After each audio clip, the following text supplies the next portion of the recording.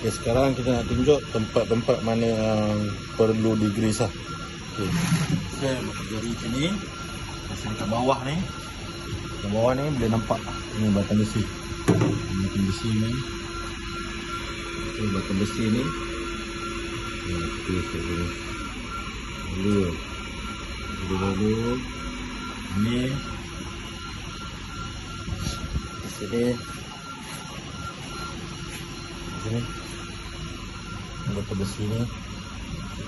Gua pergi. Yang ni dekat 4-4 lah.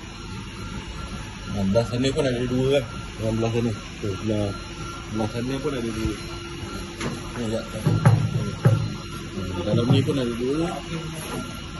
Lepas tu lagi yang perlu adalah ni.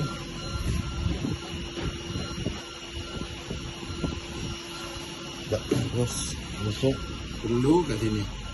Di bahagian belting ni, gigi dia tengah-tengah dalam ni pulih. Dan ni kalau dah ada bunyi-bunyi yang kurang enak, boleh lah taruh belting. Belah sana pun sama kena buat. Belah sini pun tunjuk jari apa. Apa pun kena buat juga. Satu saja.